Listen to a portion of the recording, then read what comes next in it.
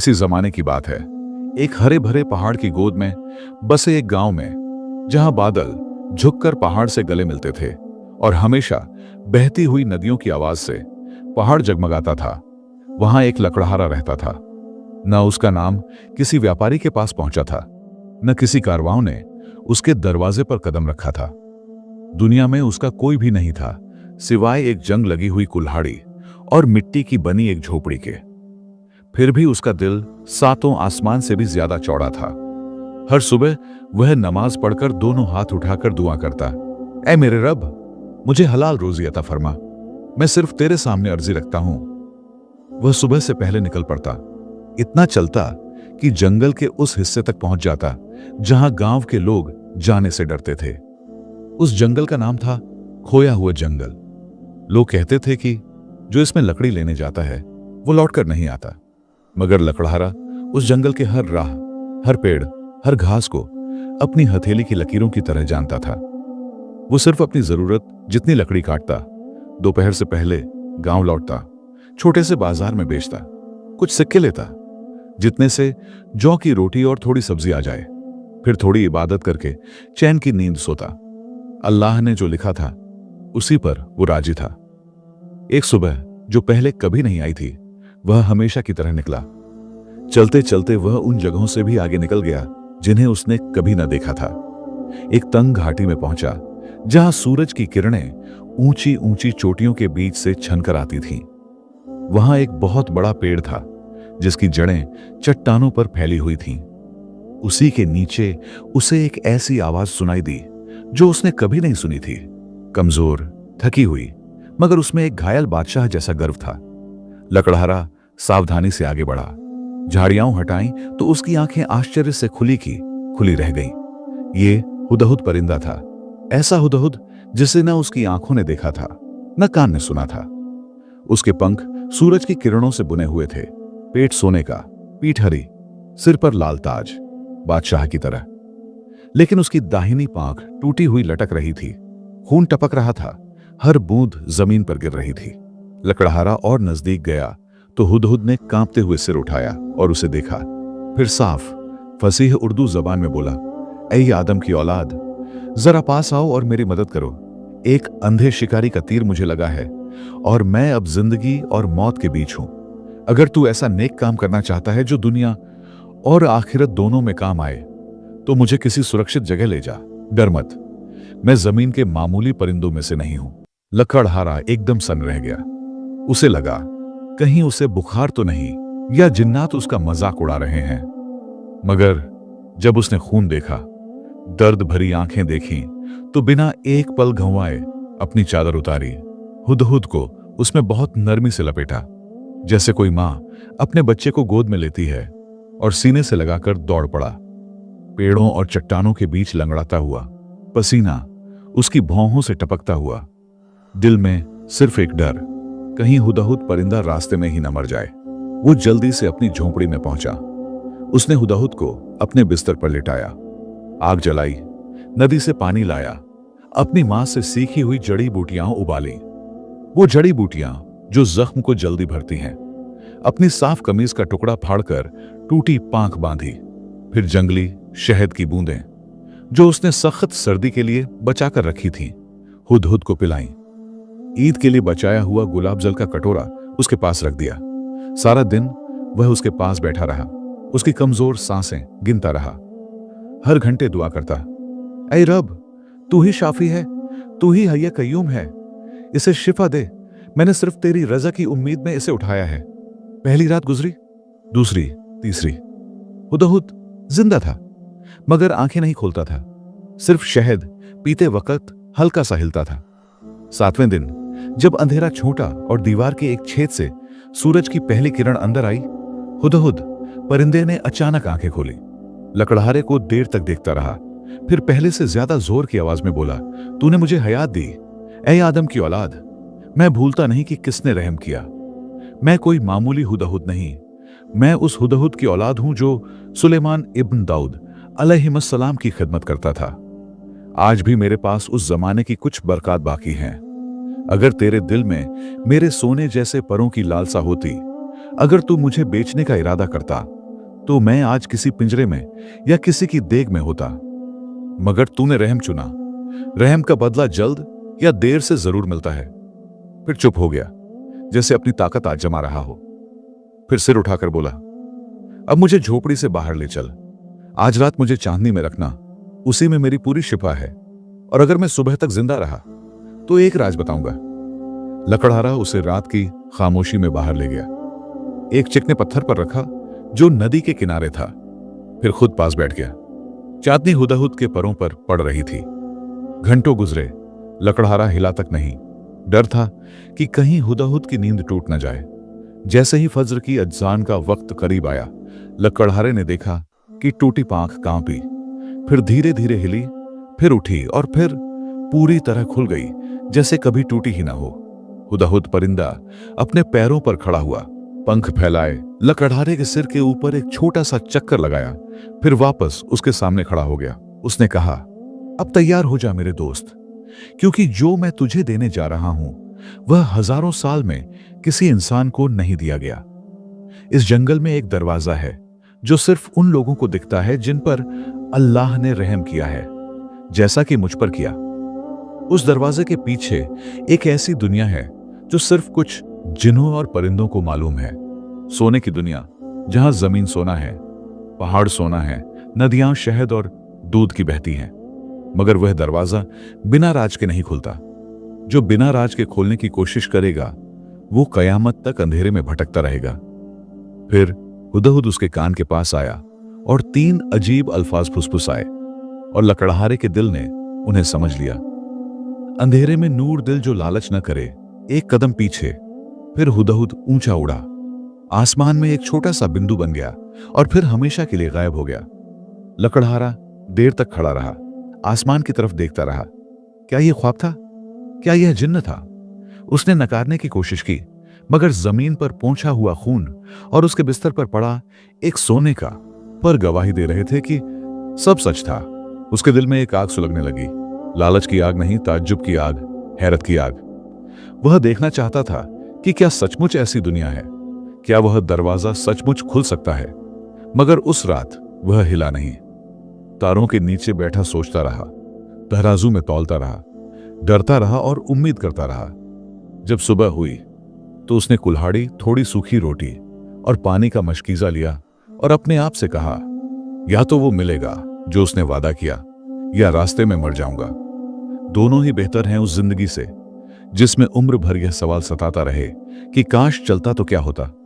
फिर वह उस जंगल की तरफ चल पड़ा जहां न राह थी न राही, सिवाय 3 शब्दों के जो उसकी तकदीर बदल सकते थे या हमेशा के लिए खत्म कर सकते थे। वह पूरा दिन चलता रहा, सूरज डूबने तक। सिर्फ नमाज के लिए रुका, फिर चांदनी में चलता रहा। 2 दिन गुजर गए, फिर तीसरे दिन की फज्र में वह एक ऐसी जगह पहुंचा जो उसने कभी नहीं देखी थी। एक तंग घाटी जो एक ऊंची चट्टान से गिरते हुए छोटे से झरने पर खत्म होती थी। वह झरने के सामने खड़ा हो गया।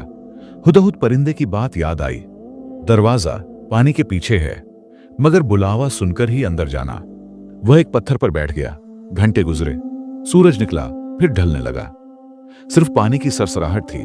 भूख लगी तो उसने रोटी का आधा टुकड़ा तोड़ा। जैसे ही दूसरा आधा मुंह से लगाया, उसके सीने से आवाज आई, इतनी साफ जैसे कोई उसके अंदर बैठा बोल रहा हो, जो हाथ में है उसे फेंक दे, ए बेलालच। उसने बाकी रोटी पर नजर डाली, एक पल को हिचकिचाया, फिर झरने में फेंक दी। अचानक झरना रुक गया। पानी एकदम से कांच की चमकदार दीवार बन गया। उसके पीछे एक काली गुफा का मुंह दिखाई दिया, इतना चौड़ा जैसे कोई सोया हुआ अजदहा अपना मुंह खोले हुए हो। लकड़हारे का दिल जोरों से धड़का। वह उठा और जमे हुए पानी के नीचे से गुजर गया। जैसे ही उसका पैर दूसरी तरफ पड़ा, झरना फिर बहने लगा, जैसे कभी रुका ही ना हो। अंदर एक लंबी सुरंग थी, दीवारें चमकदार जो रोशनी को निकलती थीं। उसके पास मशाल नहीं थी और उसने सोचा भी नहीं था। तभी पहला शब्द याद आया, अंधेरे में नूर। उसने आंखें बंद की, फिर धीरे धीरे खोली और दिल में दोहराया, अंधेरे में नूर, अंधेरे में नूर। अचानक उसके सीने से, जहां सोने का पर लगा हुआ था, हल्की सी रोशनी निकली, फिर तेज होती गई, यहां तक कि एक चिराग सी बन गई। वो रोशनी उसके आगे आगे चलने लगी, कदम दर कदम रास्ता दिखाती हुई। कितने घंटे चला, कितने दिन, उसे नहीं मालूम। आखिर सुरंग एक बड़े हॉल की तरह खुली। छत इतनी ऊंची कि नजर नहीं पहुंचती थी। बीच में एक तालाब था, पानी एकदम काला और स्थिर, जैसे काला पन्ना हो। तालाब के दूसरी तरफ एक बहुत बड़ा सोने का दरवाजा था, जिस पर अजीब नक्काशी थी। पंख फैलाए परिंदे, पेड़ों के गिर्द लिपटे सांप। दरवाजे के ऊपर कुछ लिखा था जो वह समझ नहीं सका, मगर वो लिखावट खून जैसी लाल चमक रही थी।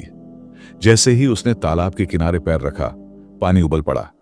एक औरत की रोने की आवाज गूंजी, दिल चीर देने वाली। वापस चले जाओ, वापस चले जाओ, जो मेरे ऊपर से गुजरे सब सोने के बुत बन गए। वापस चले जाओ, वरना पछताओगे। पानी में लहरें उठी और उनमें इंसानी चेहरे उभरने लगे। पीले चेहरे, खुली आंखें, मुंह खामोश चीख मारते हुए। लकड़हारा डर से कांप गया, मगर दूसरा शब्द याद आया, दिल जो लालच न करे। उसने गहरी सांस ली और जोर से कहा। उसकी आवाज पूरे हॉल में गूंजी, मैं न सोने को आया, न किसी पर हुकूमत करने। मैं एक करामत देखने और यह जानने आया हूं कि क्या सोने से ज्यादा कीमती भी कुछ है। अगर तू इम्तिहान है तो मुझे पार जाने दे, अगर तू मौत है तो मौत एक ही है। आवाज खामोश हो गई। पानी धीरे धीरे नीचे उतरा, काले पत्थर का एक पुल बन गया। लकड़हारा उस पर चला, पीछे मुड़कर नहीं देखा। सोने के दरवाजे तक पहुंचा। हाथ आगे बढ़ाया ही था कि तीसरा शब्द याद आया। एक कदम पीछे। उसने एक कदम पीछे हटाया। दरवाजा कांप उठा, फिर धीरे धीरे, जैसे पहाड़ खिसक रहे हों, खुद ब खुद खुल गया। खुलते ही गर्म हवा का झोंका आया, जिसमें अंबर, मुश्क और गुलाब की खुशबू थी। सामने इतनी तेज पीली रोशनी कि लगा सारा सूरज एक जगह इकट्ठा हो गया हो। वह अंदर दाखिल हुआ। दरवाजा उसके पीछे धड़ाम से बंद हो गया, धरती निगलने जैसी आवाज के साथ। वह एक ऐसी दुनिया में था जिसे इंसानी जुबान बयान नहीं कर सकती। उसके पैरों तले साफ सोना था, मखमल जैसा मुलायम। ऊपर का आसमान पन्ने का हरा, न सूरज न चांद, मगर हर चीज से रोशनी निकल रही थी। पेड़ों पर लटकते हुए जवाहरात थे, नदियां बह रही थीं, एक दूध की, एक शहद की, एक शराब की जो नशा नहीं करती थी, एक पानी की जो आंसुओं से भी ज्यादा साफ थी। दूर इस दुनिया के बीचों बीच एक शानदार महल था, सोने और चांदी का। उसके खंभे मोती के, छत हाथी दांत की। उसके दरवाजे हजारों साल से खुले इंतजार कर रहे थे। मगर 10 कदम भी न चला था कि जोरदार आवाज आई। धरती हिल गई। रुक जा, ऐ आने वाले, क्या तुझे मालूम है कि जो यहां आता है 2 चीजों में से एक लेकर जाता है, या तो तमाम दुनिया का बादशाह बनकर, या सोने का बुत बनकर जो न बोल सकता है न हिल सकता है। लकड़हारा पलटा तो सामने एक भयानक हस्ती खड़ी थी। ऊंचाई एक खजूर के पेड़ जितनी, जिस्म काली आग का, आंखें जलते अंगारे, हाथ में आग, उगलती तलवार। वह सोने की दुनिया का मुहाफिज था। सुलेमान अलैहिस्सलाम के जमाने के बाद किसी इंसान ने उसे नहीं देखा था। मुहाफिज ने एक कदम आगे बढ़ाया, जमीन कांप गई। फिर बोला, अब चुन ले, जितना चाहे ले ले, आंखें भर ले, हाथ भर ले, दिल भर ले, या जहां से आया है वहीं लौट जा, फिर कभी वापस ना आना। मगर याद रख, अगर लालच किया तो क़यामत तक यहीं जमे रहेगा, सोने का बुत बनकर। लकड़हारा ने चारों तरफ देखा। सोने के अनगिनत ढेर, जमीन पर चमकता हुआ ताज मानो उसे बुला रहा हो। सोने के प्याले जिनमें फल कभी खत्म नहीं होते। उसका दिल धड़का, लालच काले परिंदे की तरह छटपटाने लगा। मगर उसने घायल हुदहुद का चेहरा याद किया, उसका खून, उसकी कराह, और यह कि वह उसे बेचकर एक रात में अमीर बन सकता था। मगर उसने रहम चुना था। गहरी सांस ली और सीधी आवाज में बोला, मुझे बस इतना काफी है कि मैंने देख लिया जो किसी इंसान ने नहीं देखा। मेरा दिल अभी जिंदा है, यही बहुत है। तुम्हारा सोना मुझे अपने रब के पास ले जाने में बोझ बनेगा। मुहाफिज ने अजीब सी मुस्कुराहट दी। काली आग सफेद नूर बन गई। भयानक हस्ती एक लंबे नूरानी बूढ़े में बदल गई, जिसका चेहरा चांद जैसा चमक रहा था। उसने कहा, मुबारक हो, तूने पहला इम्तिहान पास कर लिया। मगर सोने की दुनिया इतनी आसानी से जाने नहीं देती। अभी दूसरा इम्तिहान है, तीसरा है और 7 है, हर एक पहले से ज्यादा सख्त। अगर जिंदा वापस जाना चाहता है तो मेरे पीछे चल। फिर उसने महल की तरफ इशारा किया, जहां 7 दरवाजे इंतजार कर रहे थे। हर दरवाजा उससे पहले वाले से बड़ा राज छिपाए हुए। लकड़हारे का दिल कांप रहा था, मगर ताज्जुब और मोहब्बत भी थी। वह नूरानी शेख के पीछे महल में दाखिल हो गया। जैसे ही उसने दहलीज पार की, सोने का दरवाजा पीछे से बंद हो गया। महल इतना बड़ा था कि उसकी कोई दीवार नजर नहीं आती थी। फर्श साफ पीले सोने का आईना था जिसमें उसकी शक्ल उभर रही थी। छत कहीं दिखाई नहीं देती थी, बस ऊपर हरी रोशनी का कोहरा था। बीच में एक अनोखा फव्वारा था। उसका पानी नीचे नहीं, ऊपर की तरफ उठता था, फिर सोने के कणों में बिखरता और धीरे धीरे भारी बारिश की तरह गिरता था। जमीन पर गिरते ही वह सोने का हिस्सा बन जाता था। दीवारों पर 7 भारी भरकम दरवाजे थे, हर अलग अलग धातु से बना हुआ। लाल याकूत का, हरे पन्ने का, सफेद मोती का, जर्द फिरोजा का, गहरा नीला नीलम का, काला कहरुबा का, और 7वां दरवाजा ऐसा था जिसका रंग हर पल बदलता था, कभी बैंगनी, कभी चांदी, कभी आग। नूरानी शेख ने आवाज दी जो सीधे लकड़हारे के सीने में गूंजी। हर दरवाजे के पीछे एक इम्तिहान है। हर इम्तिहान नाकाम होने वाले को तलवार या आग से नहीं मारता, बल्कि सोने का बुत बना देता है। 7 पास करेगा तो वापसी का दरवाजा खुलेगा और तू जो चाहे ले जा सकता है या कुछ भी नहीं ले जा सकता है और आजाद होगा। एक में भी नाकाम हुआ तो यहीं रहेगा, आंखें खुली सब देखता हुआ, मगर कुछ छक न सकेगा क़यामत तक। फिर उसने पहला दरवाजा दिखाया, लाल याकूत का, जो दिल की तरह धड़क रहा था। यहां से शुरू कर, अकेला जा, मैं किसी के साथ अंदर नहीं जाता। लकड़हारे ने कांपते हाथ से दरवाजा छुआ। वह खामोशी से खुल गया। वह एक गोल कमरे में था, चारों तरफ लाल, हवा तक लाल थी। बीच में एक तख्त पर दुनिया की सबसे हसीन औरत बैठी थी। उसके बाल रात की तरह काले और लहराते, आंखें समंदर की गहराई जैसी हरी। उसने रेशमी लिबास पहना था जो तितलियों के पंखों से बुना हुआ लगता था। वह देर तक उसे देखती रही, फिर 1000 सुरों वाली आवाज में बोली, मैं इस दुनिया की शहजादी हूं। सुलेमान अलैहिस्सलाम ने मुझे यहां कैद कर दिया था क्योंकि मैंने एक मर्द से मोहब्बत की थी और उसकी जलन ने उसे मार डाला। उस दिन से मैं एक ऐसे मर्द का इंतजार कर रही हूं जो मुझे मेरी हुस्न और सोने के लिए नहीं, सच में चाहे। अगर तू मेरा हो जाए तो मैं तुझे आधा जहान दूंगी और तुझे अमर बादशाह बना दूंगी। अगर इनकार किया तो मैं मर जाऊंगी और तू मेरे साथ मरेगा। हमारे जिस्म यहीं सदा के लिए रह जाएंगे। फिर वह उठी। हर कदम पर उसके लिबास से लाल गुलाब गिरते और खून के रूबी बन जाते। वह इतना करीब आई कि उसकी सांसें लकड़हारे के चेहरे पर लगने लगी, सांसें सेब की तरह मीठी। उसने अपना गोरा हाथ आगे बढ़ाया और लकड़हारे का हाथ थाम लिया। लकड़हारा कांप उठा, डर से नहीं, हुस्न के बोझ से। अगर कोई और होता तो उसी लम्हे उसके गले लग जाता, मगर उसे अपनी झोपड़ी में बूढ़ी मां याद आई, गांव के यतीम बच्चे जिन्हें वह रोटी खिलाता था, और घायल हुदहुद की आवाज गूंजी, दिल जो लालच न करे। उसने नरमी से अपना हाथ छुड़ाया, सिर झुकाकर अदब से कहा, अगर मैं आजाद होता तो तेरी बाहों में मर जाता मोहब्बत की शिद्दत से, मगर मैं अपने रब का बंदा हूं और अपने दिल का वफादार। मैं अपनी आखिरत को दुनिया की किसी चीज के बदले नहीं बेच सकता, चाहे वो तू ही क्यों ना हो। शहजादी ने खून के आंसू रोए, फिर एक चीख मारी जो कमरे को हिला गई। उसका जिस्म सिमटने लगा और वह एक छोटा सा लाल परिंदा बनकर ऊंचा उड़ गया, छत में गायब हो गया। दरवाजा खुद खुल गया। लकड़हारा बाहर निकला, चेहरा जर्द, दिल खून के आंसुओं से भरा, मगर जिंदा। नूरानी शेख ने मुस्कुराकर कहा, पहला सबसे आसान इम्तिहान था, तुम कामयाब हुए। अब दूसरा। हरा पन्ने का दरवाजा खुला। वह एक बेपायां बाग में था। पेड़ पन्ने के, फल जवाहरात, हवा में औरतों की गजलें गूंज रही थीं। बीच में एक सोने का तना, चांदी की डालियों वाला पेड़। उसके नीचे एक बूढ़ा बैठा था, नूर का कालीन बिछाए, मुस्कुराता हुआ। बोला, मैं तेरा बाप हूं जो तुझे छोटा छोड़कर मर गया। ये जन्नत मैंने तेरे लिए तैयार की है, बस मेरे पास बैठ जा। हम खाएंगे, पिएंगे, बातें करेंगे और तू कभी गरीबी और मेहनत की दुनिया में नहीं लौटेगा। लकड़हारे के आंसू छलक पड़े। बाप की याद कितनी तड़पाती है, मगर कुछ गड़बड़ लगी। उसके असली बाप की बाईं आंख अंधी थी, इस बूढ़े की दोनों आंखें सलामत थीं, और बाप हमेशा कहता था, बेटा, जो तुझे सारी दुनिया दे और रब को भुला दे, उस पर भरोसा मत करना। लकड़हारे ने एक कदम पीछे हटाया और बोला, अगर तू सच में मेरा बाप है तो मेरी दुनिया और आखिरत की भलाई की दुआ कर। मुझे अपनी आखिरत दुनिया के किसी ओहदे के बदले नहीं बेचनी। बूढ़ा धुएं की तरह उड़ गया, बाघ मिट्टी बन गया, दरवाजा खुल गया। तीसरा दरवाजा सफेद मोती का, वह दूध के समंदर में था। पैरों तले दूध जमा हुए थे।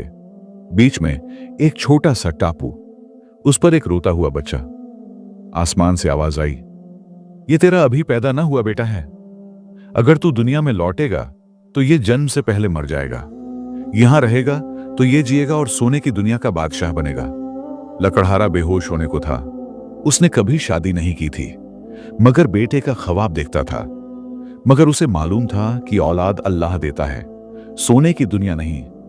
उसने हाथ आसमान की तरफ उठाए। ऐ मेरे रब, तू ही रज्जाक है, तू ही जिंदगी और मौत का मालिक। मैं अपनी ईमान को तेरे सिवा किसी के वादे के बदले नहीं बेचूंगा। बच्चा गायब हो गया। दूध का समंदर सूख गया। दरवाजा खुल गया। चौथा, पांचवां, छठा। हर बार उसका जिस्म कमजोर होता गया, मगर दिल मजबूत। एक बार वह खुद को सारी दुनिया का बादशाह बनकर देखता था। एक बार अपने दुश्मनों को उसकी बीवी बच्चों पर जुल्म करते देखता था और कहा जाता था, रह जा तो उन्हें बचा लेंगे। हर बार उसने मना किया, दर्द के साथ, जैसे अपनी रूह का टुकड़ा उखाड़ रहा हो। आखिर सातवां दरवाजा काला कहरूबा का, जिसमें मौत की बू आ रही थी। अंदर एकदम खाली कमरा, न रोशनी, न अंधेरा, न आवाज, न खामोशी। सिर्फ बीच में एक बड़ा आईना। आईने में वह खुद को देख रहा था, मगर बूढ़ा, अपनी झोपड़ी में, गरीब और तन्हा, बिस्तर पर मरता हुआ, कोई कफन देने वाला भी नहीं। आईना से आवाज आई, ये तेरी तकदीर है अगर तू लौटेगा, मगर यहां रहेगा तो 1000 साल ना खत्म होने वाली नेमतों में जिएगा। लकड़हारा जमीन पर बैठ गया, सिर घुटनों में दबाया और देर तक रोता रहा। आंसुओं से सोने की जमीन भीग गई। फिर सिर उठाया और बोला, ऐ रब, अगर यही मेरी तकदीर है तो तेरे ही तरफ से है और मैं राजी हूं, चाहे उसमें एक बार की मौत ही क्यों ना हो। आईना चटक गया। उसके टुकड़े छोटी छोटी सफेद तितलियों में बदल गए। उसके सिर के गिर्द मंडराए, फिर गायब। सातवां दरवाजा खुल गया। बाहर नूरानी शेख इंतजार कर रहा था। उसकी आंखों में ऐसी फखरियां चमक थी जो लकड़हारा ने कभी नहीं देखी थी। शेख ने कहा, सुलेमान अलैहिस्सलाम के जमाने से सिर्फ 3 पास कर सके थे, तू चौथा है। अब ये सारी दुनिया तेरी है, जितना चाहे ले जा। लकड़हारा ने चारों तरफ देखा, सोना, जवाहरात, महल, फिर मुस्कुराया। ऐसी मुस्कुराहट जो सिर्फ बेलालच दिल वाले कर सकते हैं। मुझे बस इतना दे दो कि मेरा गांव कई बरस तक बिना भूखे सोए। मुझे अपनी झोपड़ी वापस भेज दो। शेख ने लंबी रहमत भरी हंसी हंसी, फिर हाथ लकड़हारे के सीने पर रखा। कुछ छोटा सा नूर उसके दिल में उतर गया। ये तेरे दिल में नूर है, जब कभी जरूरत हो तो कहना, ऐ रहमत के हुदहुद, मैं हाजिर होऊंगा। फिर दीवार में एक नूर का दरवाजा खुला। शेख ने उसे धीरे से धक्का दिया। लकड़हारा बाहर निकला तो अपनी झोपड़ी के सामने खड़ा था। सूरज अभी अभी पहाड़ के पीछे से निकल रहा था, जैसे सब कुछ एक रात में हुआ हो। हाथ में एक छोटा सा भारी थैला था और उसके ऊपर एक सोने का पर। उसने थैला खोला। अंदर साफ सोने के टुकड़े थे, ऐसे जिन्हें न उसने कभी देखा था न सपने में। इतना सोना कि उसकी पूरी बस्ती 10 बार खरीद सकता था, हर गरीब के लिए मजबूत घर बना सकता था, हर भूखे को सालों साल खिला सकता था। मगर वह खुश नहीं हुआ। वह बाहर के पत्थर पर बैठ गया, सिर हाथों में रखा और रोने लगा। वह इसलिए रोया कि उसने ऐसी हुस्न देखी थी जो सहने की नहीं थी, और फिर उसे अपने हाथों छोड़ आया था। वह इसलिए रोया कि उसका दिल अब दुनिया से भी बेनियाज हो गया था। आंसू पोंछे, उठा और अपने आप से धीरे से कहा, अल्हम्दुलिल्लाह, जिसने दौलत को मेरे दिल में नहीं, मेरे थैले में रखी। फिर सूरज पूरी तरह निकलने से पहले ही थैला लेकर गांव की तरफ चल पड़ा। हर विधवा के दरवाजे पर दस्तक दी, हर यतीम के घर में झांका, हर लाचार और बीमार को इतना सोना दे आया कि उनकी कई नस्लें बिना हाथ फैलाए गुजर जाएं। खुद के लिए सिर्फ एक दिन की रोटी रखी। लोग पूछते, ये कहां से लाए? वह मुस्कुराकर कहता, ये मेरे करीम रब ने दिया देने को, जमा करने को नहीं। उसने पत्थर मिट्टी की एक छोटी सी मस्जिद बनवाई, एक मदरसा बनवाया जहां बच्चे कुरान पढ़ते, गांव में पानी की नहर डलवाई ताकि औरतें दूर घाटे न जाएं, गरीबों को कपड़े दिए, जमीनें किराए पर दिलवाईं, लेकिन वह अपनी पुरानी झोपड़ी में ही रहा। अपने पास सिर्फ कुछ मुर्गियां और एक गाय जोड़ पाया। लोग उसे खामोश वली कहने लगे क्योंकि वह ज्यादा बोलता नहीं था और अपने राज कभी नहीं खोलता था। एक सख्त सर्द रात आई। 50 साल में ऐसा तूफान नहीं आया था। एक बूढ़ी औरत का घर ढह गया। लोग इकट्ठे हुए, लकड़ियां उठाने की कोशिश की, मगर बर्फ और ठंड से हाथ सुन्न पड़ गए। लकड़हारे ने सीने पर हाथ रखा और धीरे से पुकारा, ऐ रहमत के परिंदे हुदहुद। बस इतना कहा था कि आसमान फट पड़ा। एक आलीशान हुदहुद परिंदा उतरा जिसके पर पूरी तरह सोने के थे, इतना बड़ा कि किसी ने कभी नहीं देखा था। उसके पंखों से जन्नत जैसी हवा चली। वो टूटी हुई छत पर मडराया और ढही हुई छत की लकड़ियां खुद ब खुद उठ गईं। बूढ़ी औरत सही सलामत निकली, एक खरोंच तक नहीं थी। फिर हुदहुद लकड़हारे के कंधे पर बैठा और सबके सामने ऐसी आवाज में बोला कि पूरी बस्ती सुन ले, ये अल्लाह का बंदा है। इसने रहम किया तो रहम पाया, इसने छोड़ा तो बेशुमार दिया गया, इसने बांटा तो मालिक बना दिया गया। जो इसकी बरकत चाहे अल्लाह की मखलूकों पर रहम करे। फिर सिर्फ लकड़हारे से इतनी धीमी आवाज में कि सिर्फ वही सुन सके बोला, अब आखिरी राज। मैं कोई आम हुदहुद नहीं, मैं वही हुदहुद हूं जो सुलेमान अलैहिस्सलाम की खिदमत करता था। हजारों साल पहले मुझे हुक्म हुआ था कि एक ऐसा दिल ढूंढूं जो सारी सोने की दुनिया देखकर भी लालच न करे। सदियों ढूंढता रहा, सिर्फ 4 मिले, तू आखिरी है। अब मेरा काम खत्म, मैं अपने रब के पास जा रहा हूं। अलविदा मेरे दोस्त। फिर उसने चोंच से लकड़हारे का माथा चूमा।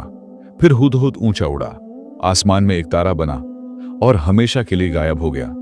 उस दिन पूरी बस्ती रोई, मगर डर से नहीं, मोहब्बत से। लकड़हारा बूढ़ा होता गया, बाल सफेद हुए, फिर भी हर सुबह लकड़ी काटता, परिंदों को दाना डालता, नमाज पढ़ता। अल्लाह हम सबके दिलों को इसी तरह बेलालच रहम और मोहब्बत से भर दे और हमें भी सोने की दुनिया नहीं, जन्नतुल फिरदौस नसीब फरमाए। आमीन।